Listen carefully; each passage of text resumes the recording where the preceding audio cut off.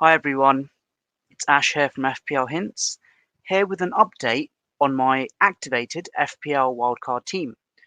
Before we begin, if you're able to like, share and subscribe, that will be greatly appreciated. For those that don't know, I was basically exploring different chip strategies for the upcoming doubles and blanks, and as I was doing it, I kind of just persuaded myself to activate the wildcard very late last night, I think a minute before the price changes. Now, since then, I've actually tinkered with my team significantly. Now, the team that I'm going to show right now is how the team was when I last did my video. So, as you can see, Flecken and Kaminsky. Let me just do a super zoom. I beg your pardon. So just get the full look there. So Flecken and Kaminsky were the goalkeepers.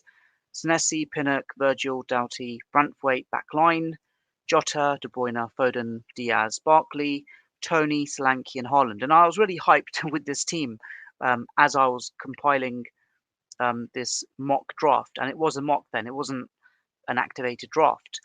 And it wasn't long after that I actually did activate my wildcard. I just talked myself into it due to the chip strategy that I had in mind. But I also noticed flaws with the draft that I put out. Like I've said, it was just an off the cuff draft. And I actually want to talk through some changes that I am essentially going to do with this draft and then show you my updated draft. So let me just zoom out slightly. So first of all, on the goalkeeping front, with my strategy, I'm going to almost certainly triple captain in 25, most likely Haaland, of course, big candidate. But that obviously means, like with Flecken for Brentford and also Kaminsky, I can't have two double goalkeepers if I'm not going to bench boost. So I have to get rid of one, and it's actually going to be Flecken for the simple basis that Kaminsky has two doubles on the horizon. So he starts off, of course, with a single game week 24 against Sheffield United, and then Manchester United, and Liverpool in 25, and then blank in 26, and then Villa at 27, and then Crystal Palace and Bournemouth away. Obviously, those doubles aren't like ideal fixtures for him, but then really it's just for save points and appearance points why I'd want to retain him. And Luton have kept the odd clean sheet at home as well, so can't really complain too much about that. So he will definitely be my goalkeeper. Coming on to the defence now, I feel that I really wanted to get Trent Alexander-Arnold in, so I'm not going to have double Liverpool defence, but Virgil van Dijk goes out, and I will fit Alexander-Arnold back into my team. Senesi, like he's got that attacking prowess for Bournemouth. They've got the double later on. I could potentially start him in a single or two before then, and could bench him as well. Of course, he's got those difficult games against Newcastle and Man City, potential starter in 24, 27, and of course, two plum ties at home against Sheffield United and Luton. I'd hope that he could at least keep one clean sheet in one of those games. So Senesi, I'll keep. Pinnock, who I did have in my mock draft, I looked at Reguilon, if I've said his name right there, who I think he's a Spurs player, was on loan at United for the first half, and then Brentford got him in. 4.4 million for Brentford, and I was tempted by him, but he's a massive rotation risk. And if I was going to get a Brentford defender, it probably would have been Ben Mee, but haven't got the funds to stretch to him. So Pinnock is the next best thing in terms of a Brentford defender. I could start him against Wolves potentially. Of course, the double against Liverpool and Man City does look a bit problematic at the same time as well, but thankfully he doesn't blank in 26. So I can make use of him in 24, 25, and 26 if need be. So I think for now, Pinnock will be retained in my updated draft, and Doughty, going to keep him. I know it's a bit of a risk with having Luton like double defense uh, in the weeks ahead, but obviously, like he's got only kept one clean sheet, I think, but he's got 7 assists for a 4.6 million defender, which is I think is absolutely amazing. So I've literally got him for the attacking prowess. The other defender that I have in my team that I'm looking to ship out actually is Brantwaite. So with him, it's not that there's anything wrong with him, but the issue is that um, I feel that with Everton, like they're going through this, like they've got a lot riding against them at the moment, and I'm going to try and find a player that I could comfortably start in 26.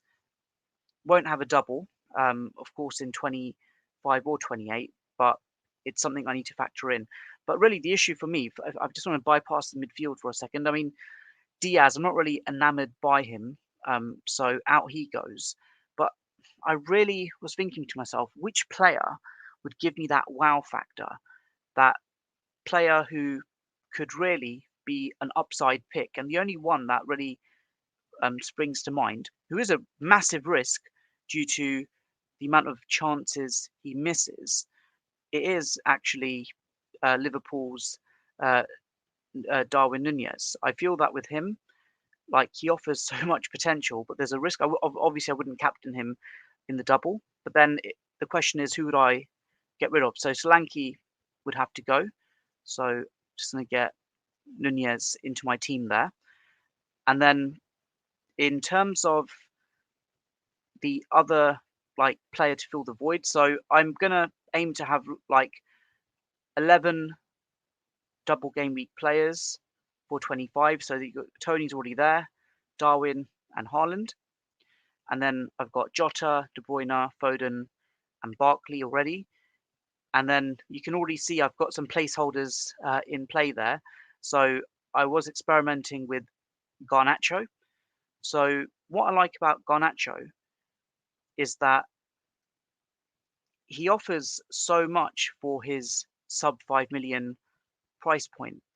And he's someone who I could probably take the odd risk here and there for benching as a sub 1 player. But at the same time, I'd really want to start him, especially you look at like when he bangs, he really does well. So like game week 19, for example, 14 points and he blanked 3 times and then got a brace again against West Ham. And ironically, Aston Villa, who he got a brace against at Old Trafford, he's playing them at Villa Park this time around. So I do like him, and it's just more to do the fact that he fits the jigsaw, as it were. So Garnacho has to come in.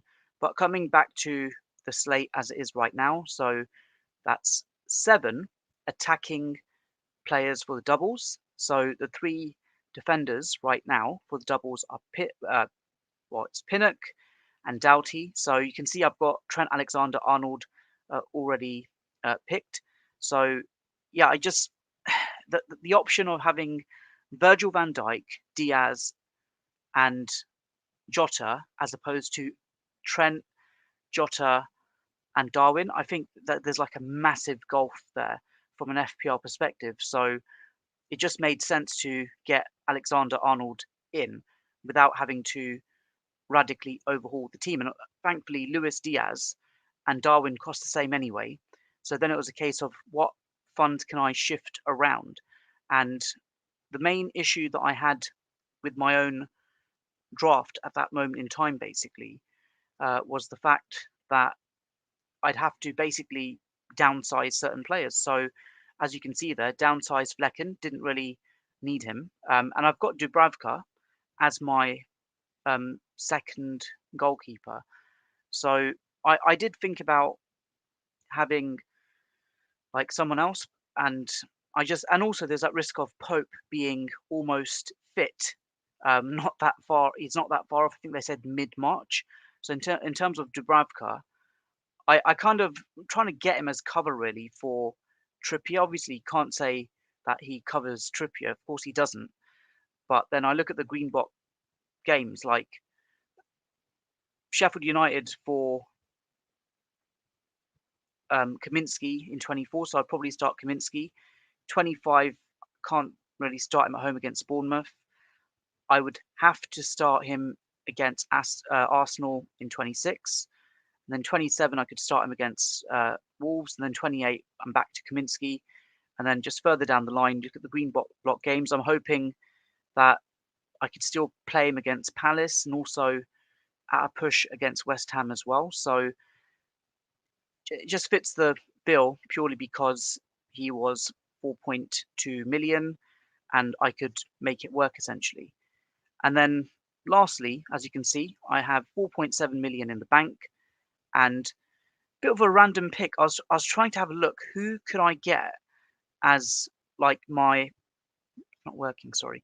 Who could I get as my fifth defender? And a bit of a surprise one, like Kilman really was the only one that I could really justify. And I just want to just show you in terms of like total points scored at 5.0 million.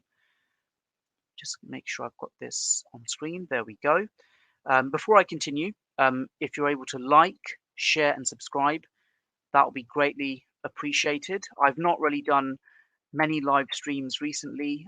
Took a mini break during Jan when we didn't really have much football on. And then oddly enough, I was creating content, albeit football content, not FPL related. And surprisingly, that took off. I've not really shared it. I'm not going to share that on my main FPL channels, but basically been having a lot of good fun producing non-FPL football content, which was quite enjoyable. But yeah, if you can subscribe to my FPL channel, that would be great. So you look at the defenders really. So I had like Everton, for example, and again I'm looking at my team and the chip strategy. I'll come on to that actually before I talk about the defenders. That for I activate the wild card in 24, and then I'll show you the team once I save this as well. And I've got 3 playing defenders for 25. I've got 4 playing midfielders for 25 and 3 strikers. Essentially, I've got 22 opportunities to score in double game week 25 plus the triple captaincy. And then with blank game week 26, I will have 10 players. Some of those players will have tricky games, of course, like Senesi and Pinnock, but then others will have like reasonable enough games that I could probably start. So blank game week 26 will be challenging for me, but I'm hoping that without making any transfers in 25, that I can have 2 free transfers. And I would have to use at least one of them. I'll probably use 2. And then for 28, by then I'd hope I can switch out Darwin for Solanke. And I've already got triple Luton. Would I get another Bournemouth defender? Not sure. I can't really justify another Bournemouth midfielder right now. But like if a budget option came to the like as an option, I'd probably could flip out Garnacho, but who knows? So that's what I'm looking at right now. My whole focus with this is that a lot of people aren't going to wildcard in 24. Obviously, we've still got the doubles coming up in like between game week 30 up until game week 37. But one of the approaches I've had last season and the previous 2 seasons when I finished top 5k, and last season was slightly different, I finished 100k, is I tried to wildcard as early as possible. I tried to use all of my chips as early as possible. When I was defending a very high rank, I did that. When I was chasing, I did that as well. So it's not something new to me. But then the flip side of that is that I really have to be very careful with all of my chips for the remaining part of the season. So yeah, wildcard, we've got what, four chips between now and the end of the season. Wildcard's gone. Triple captain, I've got no doubt literally everyone will captain, triple captain Haaland if he's fit in 25. That leaves me with the bench boost and the free hit. And I did this strange thing whereby I basically used my bench boost as a third wildcard. So hear me out on this. So with those other doubles that are coming up, I will essentially use my bench boost in those doubles, but I'll probably be taking like almost like 2 free transfers and a -8, so I can radically overhaul my team. But I'd have to create my team in such a way that I can navigate the future doubles beyond 25 to 28, but also create a team that also can navigate the blanks that will come up as well. And then game week 37, I really hope that it's just random teams and there is rotation. That's why I don't really hold like the triple captainship or the bench boost for 37. The rotation always happens as a result of cup commitments and European commitments. So it's not something that I'm prepared to do. I want to use the chips as early as possible at the most.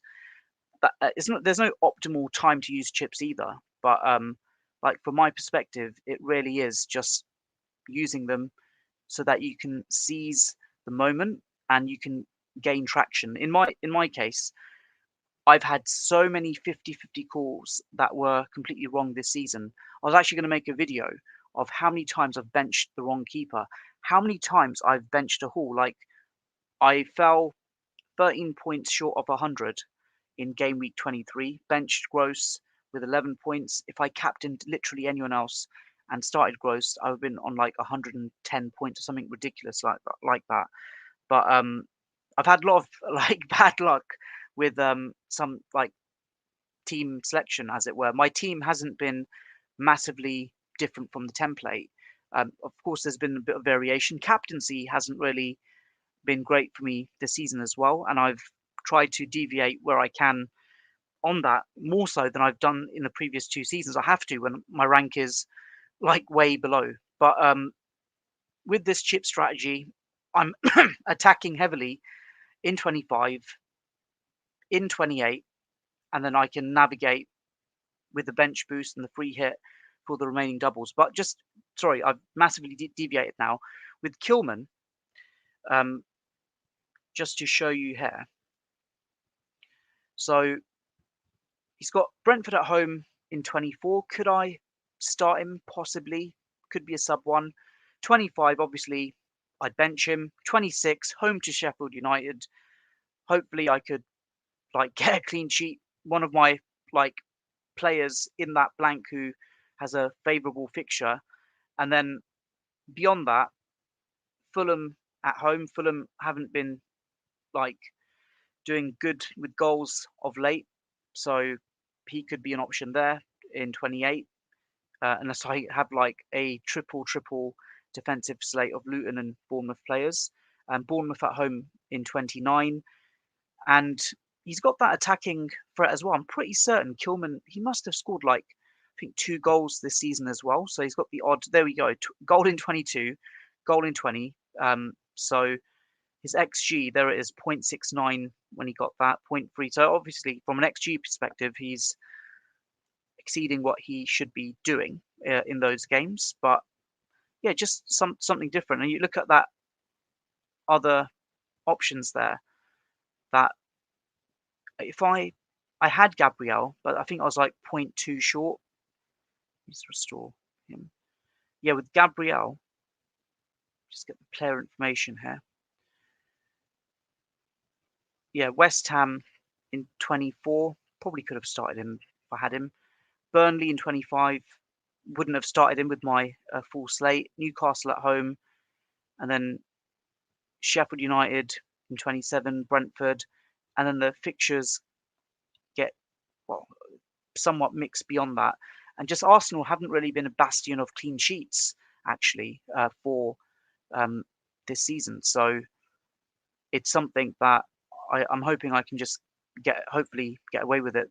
I really wanted like Udogie, had Porro in my team as well, but then annoyingly they've got the blank in 26. That would mean that I'm fairly short on players. So my plan is that from game week 27 onwards, I definitely want to get like Spurs coverage to attack those green block fixtures from beginning of March up until early April. I must get Spurs cover, be it defender or like Son, Richarlison, who's been in sensational form.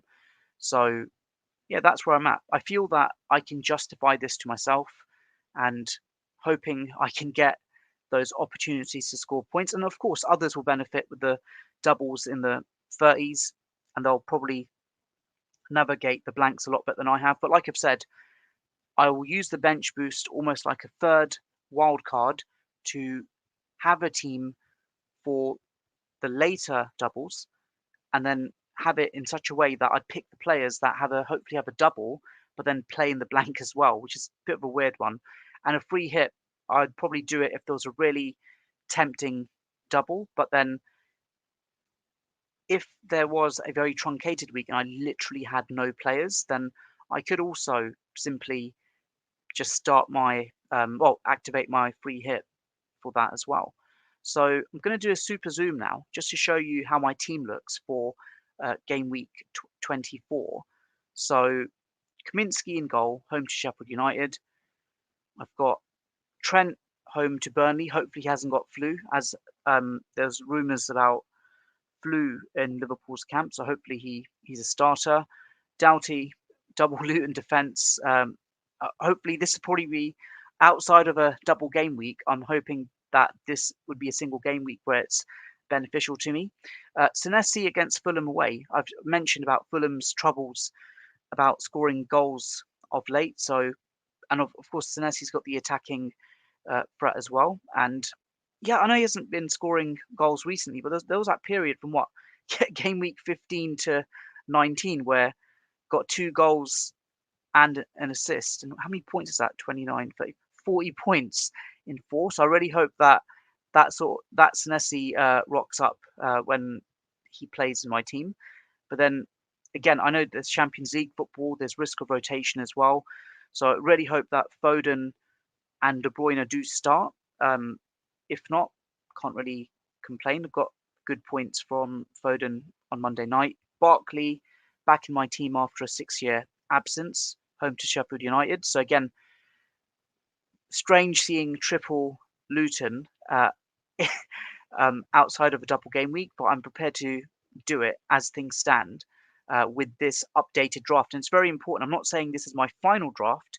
This is my updated draft from last night when I just literally did a mock first draft. So Foden, Barkley, De Bruyne, and Jota, and then that strike force of Darwin, Nunez, Haaland, and Tony. So hopefully they're all fit and beyond 24.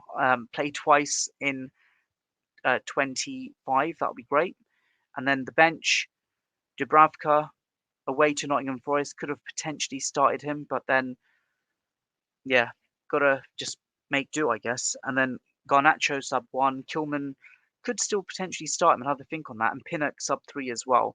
So a bit worried I might lose some points on the bench in 24, but then I've already lost a fair amount of points as it is throughout the season.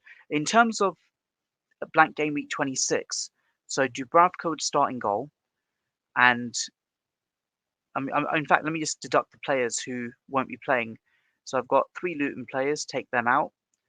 And who else wouldn't be playing? It's Tottenham, Liverpool, Chelsea, and Luton. So triple Liverpool out, triple Luton out, but then I can start the goalkeeper.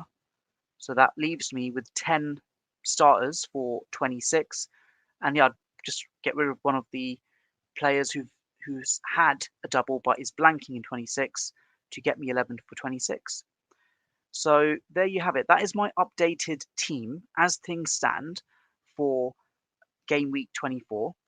Let me know in the description below if there's anything else that I need to do differently, any players I've missed out on. But it's quite surreal that I'm not going to have another wild card until like August of this year if I still play FPL by then. But yeah, there you have it. I'm very happy with the attack especially, very promising in terms of what it can deliver and the prowess that it has and the pedigree, and the defense. A lot of attacking prowess there as well. So yeah, let's hope it works for the best. It could go horribly wrong, but honestly, when someone's had so many 50-50 calls go against them this season, when they've benched so many points, when they've had so many wrong captaincy calls, I don't care. I'm just going for it now.